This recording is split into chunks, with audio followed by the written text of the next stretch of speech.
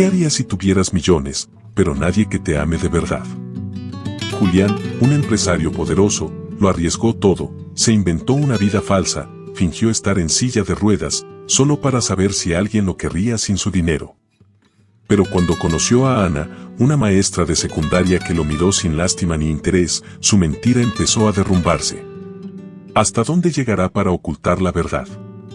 ¿Y qué pasará cuando ella descubra que el hombre del que se enamoró nunca existió? Quédate hasta el final, porque el desenlace de esta historia te va a erizar la piel. Antes de empezar, si te gustan historias como esta, deja tu like y suscríbete al canal y deja en los comentarios qué te pareció esta historia, tu opinión es muy importante para nosotros. Ahora, comencemos. Julián no era un hombre cualquiera. Tenía una fortuna considerable, una empresa reconocida y una vida que muchos considerarían perfecta. Pero por dentro, vivía con un hueco que ni su penthouse ni su cuenta bancaria podían llenar, el miedo de que nadie lo quisiera sin su dinero de por medio. Por eso, por cuarta vez, decidió fingir estar en silla de ruedas. Lo llamaba un experimento social, aunque su hermana Renata siempre lo decía sin filtros: esto no es un experimento, Julián, es manipulación emocional con traje caro. Y tenía razón. No era la primera vez que lo hacía. Cada una de las mujeres con las que lo intentó acabó alejándose. Algunas con lástima, otras con ese tipo de incomodidad silenciosa que uno no olvida. A veces ni siquiera llegaban a conocerlo de verdad. En una ocasión, una mujer le dijo con toda frialdad: me das ternura, pero no te veo en mi vida a largo plazo. Esa frase se le clavó en la memoria como astilla. Por eso, insistía en esconderse detrás de esa silla, esperando que alguien viera al hombre y no al millón. Renata, su hermana menor, lo enfrentó en su loft una noche lluviosa. ¿Qué esperas encontrar, ¿Una mujer que te ame a pesar de una mentira? ¿Qué clase de relación empieza así? Julián la miró sin responder. No porque no tuviera palabras, sino porque sabía que cualquier cosa que dijera sería un parche sobre una herida abierta. Y en el fondo, odiaba admitirlo, tenía miedo. No del rechazo físico, sino de ese otro rechazo, el que viene cuando alguien ve quién eres de verdad y decide irse igual. Su terapeuta le había dicho una vez que la silla no era un disfraz, sino un refugio. La usas como los niños usan una sábana para esconderse de los monstruos, había dicho.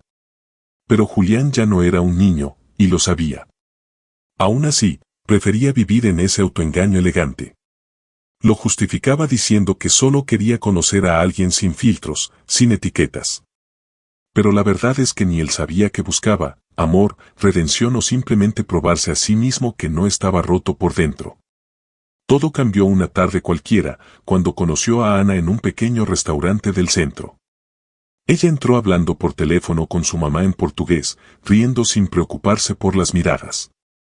Él la observó sin quererlo demasiado. Había algo en su manera de ser, tan ligera, tan real, que desarmaba cualquier pretensión. Julián, sin saberlo aún, estaba por encontrarse con la primera persona que no iba a tratarlo como un experimento, sino como un ser humano. Ana no era del tipo que entraba a un restaurante como si fuera dueña del lugar, pero tenía esa energía cálida que hacía que el aire se sintiera más ligero. Julián la notó desde el primer momento. Llegó con el cabello alborotado por el viento, un libro en una mano y el celular en la otra, hablando con su madre en un portugués musical. Sim, mae, depois te ligo, tá. Dijo con una sonrisa que no pedía permiso para existir. Era como si el mundo no le pesara tanto, como si simplemente estuviera viva. Se sentó sola, pidió un café con leche y sacó un cuaderno repleto de anotaciones. Julián, desde su mesa, no pudo evitar observarla. No era deseo lo que sintió, era curiosidad. Algo en ella le recordaba lo que había olvidado: la gente sencilla, la que vive sin adornos. Decidió acercarse con la excusa más absurda: ¿ese libro es de García Márquez? Yo también lo amo. Ella lo miró como si no entendiera por qué un extraño en silla de ruedas le hablaba tan natural, pero no se incomodó. Al contrario, sonrió. Desde el primer intercambio, Ana lo trató como a cualquier persona. Sin miradas compasivas. sin ese tono condescendiente que él ya conocía de memoria. Hablaba con él, no con su silla. Le preguntó sobre sus libros favoritos, qué hacía en su tiempo libre, si le gustaba el cine de Bergman o prefería las historias con finales felices. Julián, que ya había preparado respuestas para evitar que las mujeres se sintieran incómodas, se encontró relajado, casi desarmado. Como si por fin no tuviera que actuar. Ana le habló de su madre, que tenía artritis y nunca dejaba de luchar. Le contó cómo daba clases en una secundaria pública y cómo sus alumnos, a pesar de las carencias, le enseñaban más que cualquier libro. Mis chicos son duros, pero tienen un corazón enorme. A veces me regalan poemas con faltas de ortografía, pero con tanto amor. Dijo mientras se reía. Julián no pudo evitar pensar que estaba frente a alguien genuina. De esas personas que no necesitan demostrar nada porque ya son demasiado. Lo que empezó como una conversación improvisada terminó en una cita espontánea.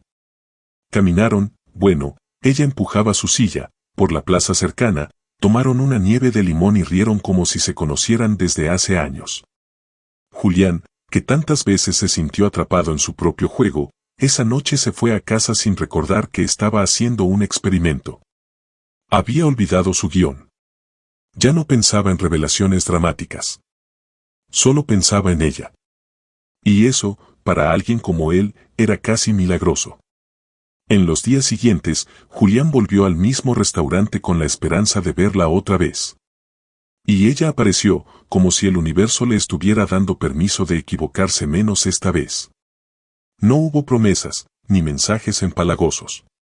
Solo cafés, libros usados, y una conexión que crecía sin hacer ruido.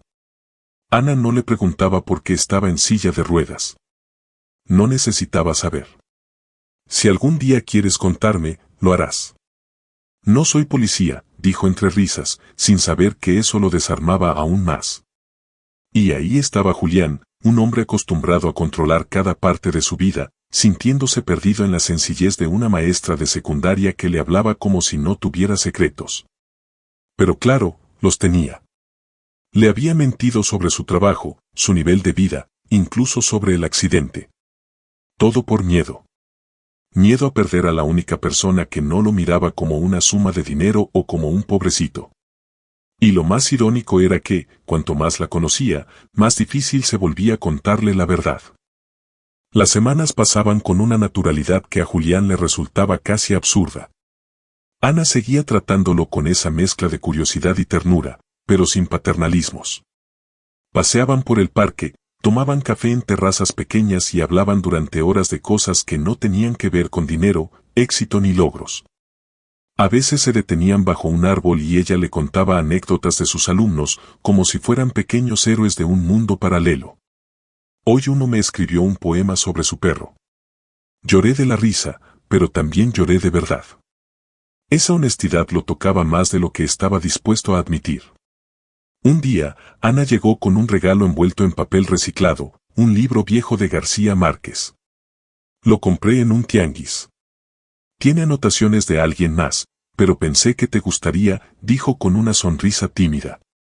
Julián sintió una punzada en el pecho. Nadie le regalaba cosas sin segundas intenciones.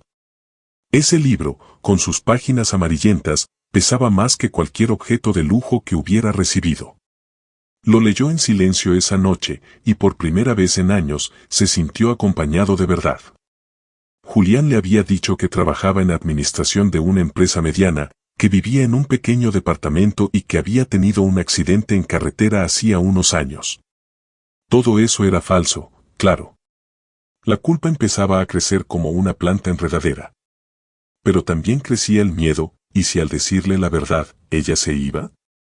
¿Y si pensaba que todo era parte de un juego cruel? Él no quería perderla. Aunque aún no lo decía en voz alta, ya lo sentía en la piel. Había algo especial en cómo Ana lo empujaba en su silla por la banqueta, esquivando baches como si lo hiciera desde siempre. Hablaban de música, de política, de cine argentino y de los fracasos familiares. Se reían de tonterías, como el hombre que vendía churros a gritos y que, según Ana, seguro fue tenor en otra vida. Julián no podía recordar la última vez que alguien lo hizo reír así sin hablar de negocios o resultados trimestrales. Era como estar en un universo alterno donde todo era más lento, más humano. Pero el peso de la mentira se volvía cada vez más insoportable. A veces despertaba sobresaltado pensando en confesárselo todo. Imaginaba escenas catastróficas, con gritos y lágrimas, como en las películas baratas que decía detestar. Sin embargo, cada vez que Ana lo miraba con esa confianza serena, se acobardaba. No quería romper lo que estaban construyendo. Era como si estuviera caminando en una cuerda floja entre el deseo de ser amado y el miedo a ser desenmascarado. Renata, su hermana, notó el cambio. ¿Nunca habías hablado así de alguien, y si esta vez haces las cosas distinto? Julián la escuchaba, pero no respondía. Porque en el fondo, él también sabía que estaba llegando a un punto sin retorno. Lo peor no era haber mentido. Lo peor era que, por primera vez, deseaba no tener que hacerlo. Ana se había vuelto parte de sus días como el café matutino o el sonido del piano en su departamento. Pero todo eso temblaba sobre una base frágil. Y aún así, él seguía postergando la verdad. Prefería planear nuevas salidas, comprar libros usados para devolver el gesto, escribirle mensajes cursis que no se atrevía a mandar. Vivía entre lo que era y lo que fingía ser. Sabía que no podía sostener esa farsa para siempre. Lo que no sabía era cuándo se rompería el hechizo. Y mucho menos, cómo sería verla decepcionada. Pero entonces, Ana le invitó a algo especial, un evento en su escuela con sus alumnos. Y fue ahí donde la realidad empezó a filtrarse, gota a gota. Elena, Ana para todos, lo invitó con una emoción contagiosa. Mis alumnos prepararon una presentación literaria, va a estar hermoso, ¿vienes? Julián aceptó sin pensarlo, aunque por dentro sintió una punzada de ansiedad. Ir a su espacio, conocer a sus alumnos, estar rodeado de gente que conocía su mundo real, eso lo exponía. Pero dijo que sí, como quien salta de un risco sin mirar abajo. Sabía que esas cosas significaban mucho para Ana. Y si quería estar en su vida, tenía que mostrarse presente. Aunque fuera en modo actor principal de su propia farsa. El colegio era modesto, pero lleno de vida. Paredes pintadas con murales, niños corriendo por los pasillos, profesores estresados con papeles en la mano. Julián entró con su silla empujada por Ana, saludando con timidez. Algunos lo miraban con curiosidad, otros con respeto. Una colega de Ana, Laura, lo saludó y le preguntó, ¿es tu novio? Ana se rió y respondió, sin mirarlo, es alguien importante. Esa frase le estrujó el pecho. ¿Cómo iba a seguir mintiendo a alguien que lo consideraba importante de verdad? Durante la presentación, uno de los alumnos leyó un poema que había escrito sobre el abandono. Julián no podía dejar de mirar a Ana, su expresión atenta, los ojos brillantes, la forma en que aplaudía con entusiasmo genuino. No había ninguna pose en ella. Era real. Y eso lo hacía sentir más falso. Entonces escuchó algo que lo congeló. Ana, hablando con Laura en portugués mientras recogían unos trabajos, dijo con firmeza, «O que mais de hoy na vida é quando alguém em quem você confía mente pra você». Esa frase lo golpeó como un ladrillo al pecho. Julián entendía portugués. No perfectamente, pero lo suficiente. Y esas palabras no podían ser más claras. ¿Se refería a él? ¿Lo presentía? ¿O simplemente hablaba de otra experiencia dolorosa? No se atrevió a preguntar. Se quedó sentado en silencio, con las manos apretadas en los reposabrazos, sintiendo que el piso se abría debajo de él.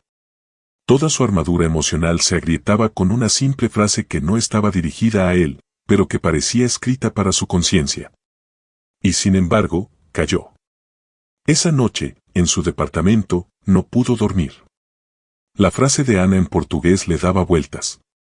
Recordó cómo había empezado todo con una simple curiosidad, un experimento más. Pero ahora se encontraba atrapado en su propia red de mentiras.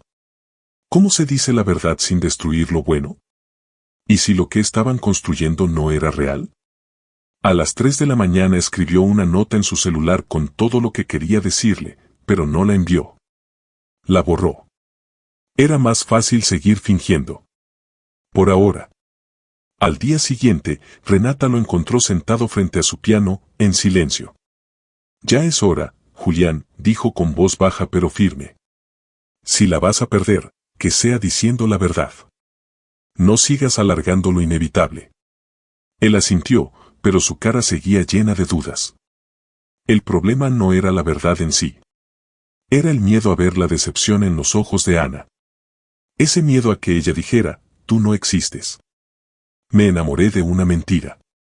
Porque en el fondo, Julián sabía que el daño no iba a ser solo para ella. Aún así, se armó de valor.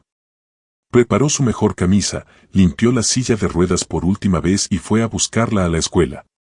La encontró en el patio, hablando con unos alumnos. Se acercó lentamente y, por primera vez, se puso de pie frente a ella. Ana lo miró en shock. Pasaron segundos que parecieron horas. Necesito hablar contigo, dijo él. Y todo el mundo a su alrededor desapareció. Porque ese era el momento. El punto de quiebre. Lo que viniera después, cambiaría todo. Ana no dijo nada al principio. Lo miraba como si no pudiera entender lo que estaba viendo. Julián, de pie frente a ella, con las manos temblorosas y el rostro desencajado, solo logró decir, todo lo que crees de mí, no es cierto. El silencio fue brutal. Ana no lloró, no gritó, no se movió. Solo lo observó. Y en sus ojos, Julián no encontró odio, sino algo peor, desilusión pura. La clase terminó, los alumnos salieron, y ahí quedaron los dos, bajo el sol de mediodía y una tensión que partía el aire en dos. ¿Esto era un juego para ti?, preguntó Ana con voz seca. Julián negó con la cabeza, desesperado, no. Empezó como algo cobarde, sí. Pero tú me hiciste olvidar el plan. Ana cruzó los brazos y dijo en voz baja, ¿y qué más me ocultaste? Él tragó saliva. No podía seguir mintiendo. Confesó que no trabajaba en administración, que era el CEO de una de las empresas más grandes del país, que no vivía en un modesto departamento y que nunca tuvo ese accidente. Era rico. Muy rico. Y muy solo. Ana lo miró como si no reconociera al hombre frente a ella. La persona que yo quería no existe, dijo ella, con una calma que dolía. Me enamoré de alguien que no es real, ¿sabes lo humillante que es eso? Julián sintió que algo dentro de él se partía en 1000 pedazos. Quiso hablar, explicar, justificar, pero Ana lo detuvo con un gesto. Te pedí una sola cosa, honestidad. Y tú decidiste disfrazarte de víctima para que alguien te quisiera, y ahora vienes de pie, como si eso no fuera una traición. Él bajó la mirada. Por primera vez, no tenía ninguna excusa que ofrecer. Ana se alejó unos pasos. Su cuerpo estaba rígido, su rostro dolido pero fuerte.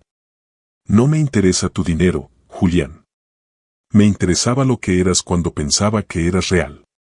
Él intentó acercarse, pero ella retrocedió, por favor. No quiero verte más. No ahora. No hubo gritos, ni escenas dramáticas. Solo una tristeza espesa que flotaba entre los dos. Julián, que tantas veces había salido ileso de sus mentiras, entendió que esta vez había roto algo más grande que una confianza, había roto la posibilidad de algo verdadero. Renata lo esperaba en el auto. Al verlo salir solo, sin su silla y con el rostro pálido, supo lo que había pasado.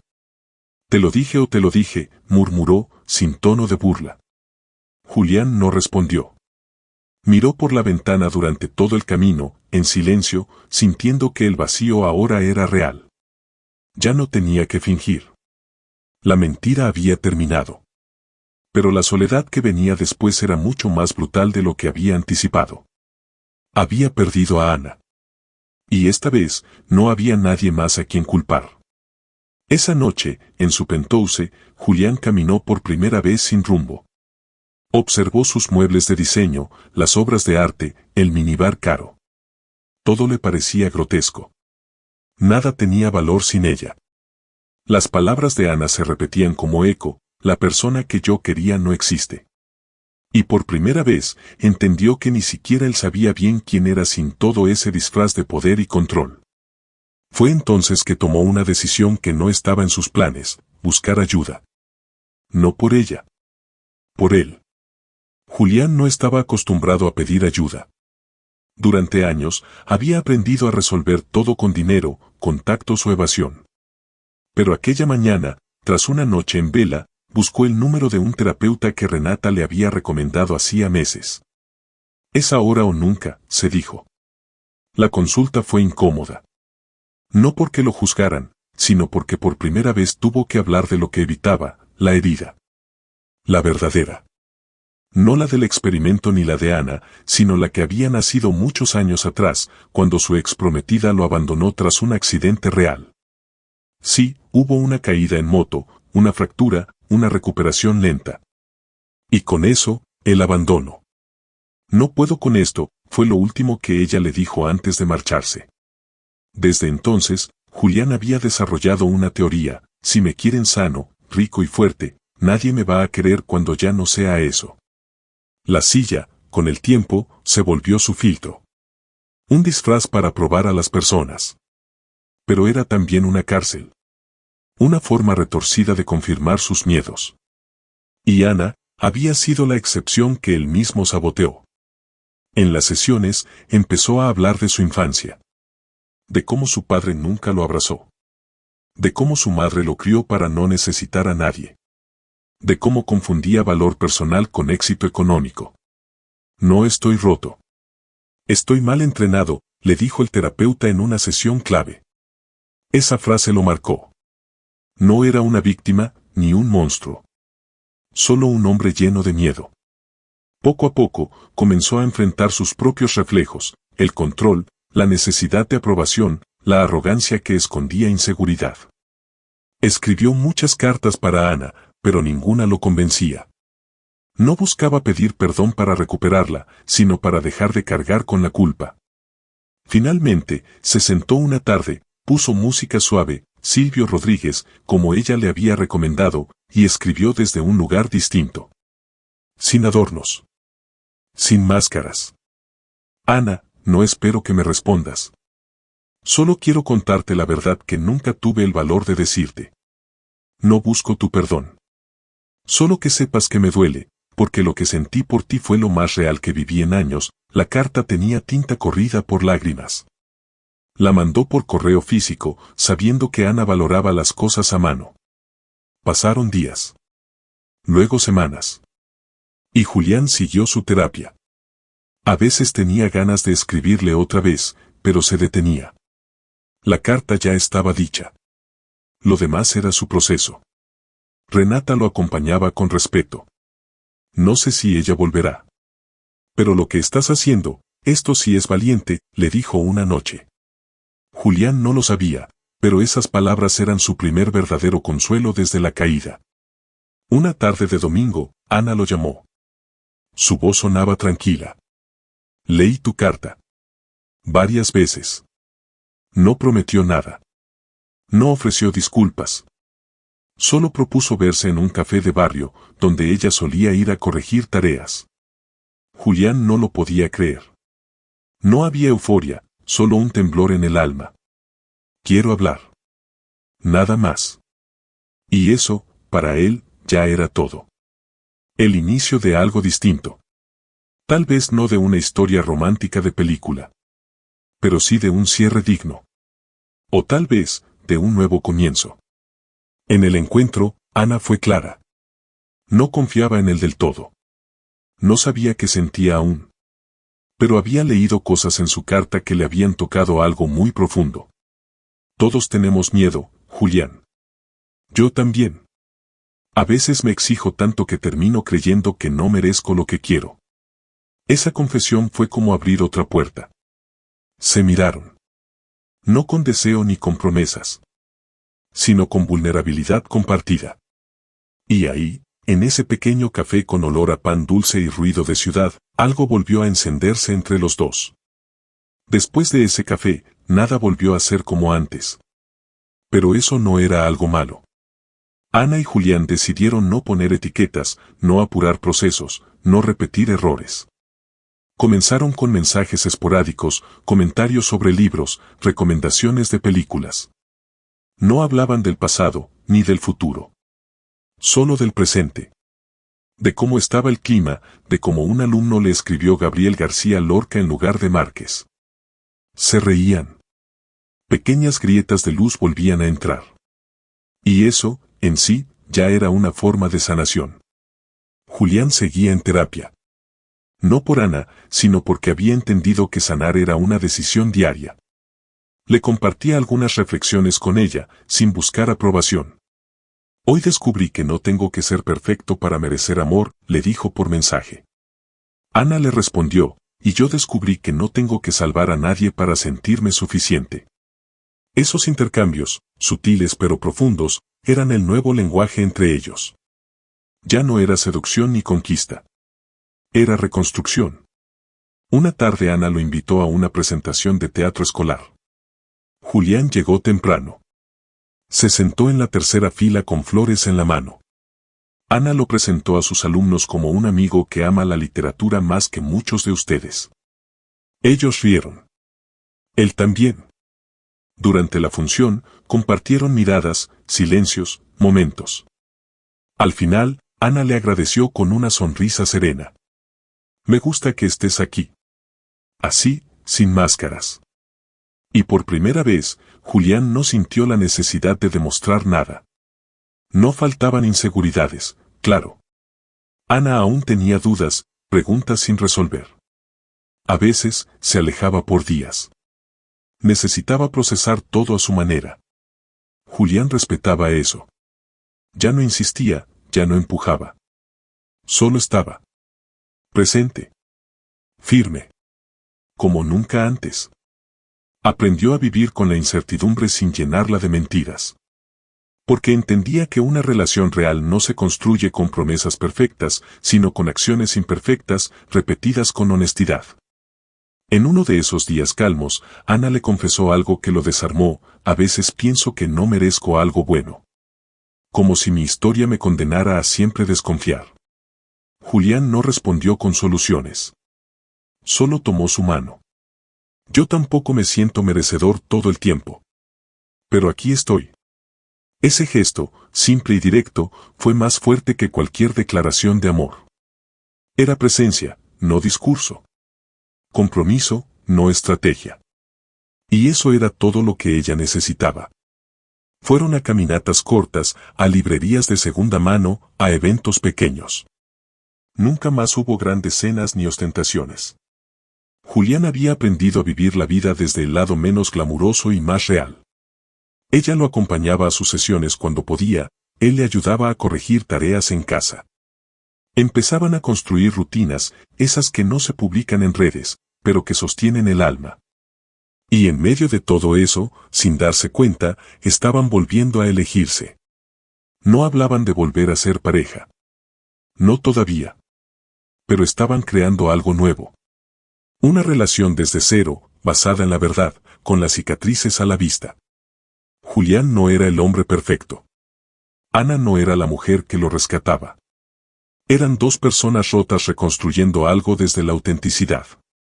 Y aunque aún no lo sabían con certeza, todo apuntaba a que lo que venía era mucho mejor que cualquier historia anterior. La graduación de los alumnos de Ana fue más que una ceremonia escolar. Para ella, era una despedida emotiva, para Julián, era una prueba silenciosa. Esta vez no llegó solo. No hubo secretos. Caminó por la entrada principal, saludó con la seguridad tranquila de quien ya no necesita esconderse. Vestía sencillo, sin relojes de lujo ni choferes. Solo él. Algunos padres lo reconocieron de revistas empresariales, pero él solo sonreía y decía: estoy aquí por Ana. Esa frase, repetida con calma, era su manifiesto. Ana lo esperaba junto al escenario, nerviosa pero feliz.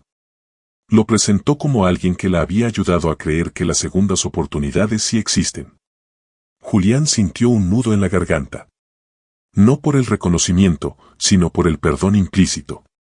Durante la ceremonia, Los estudiantes recitaron textos escritos por ellos mismos, muchos con frases inspiradas por lo que aprendieron en sus clases.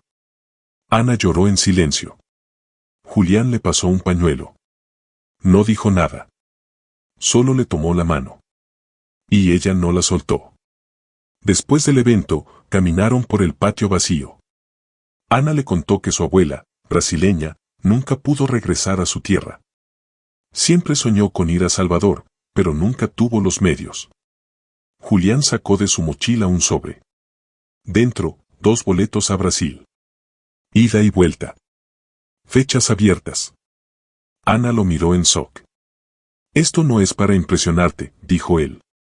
Es para acompañarte a cumplir un sueño que no debería morir contigo. Ana lo abrazó. No con euforia, sino con una ternura profunda que decía más que cualquier palabra. El viaje no fue una promesa de boda ni un final feliz de película. Fue un símbolo. Un puente entre 2 mundos que alguna vez parecían irreconciliables. Allá, en Salvador, caminaron por el Pelourinho, escucharon música en la calle, visitaron iglesias antiguas y comieron acarajé bajo el sol. Ana habló con sus raíces. Julián escuchó más de lo que hablaba. Se conocieron desde otro lugar. Un lugar sin pasado, sin deuda. Solo 2 personas eligiéndose, una vez más, desde la verdad.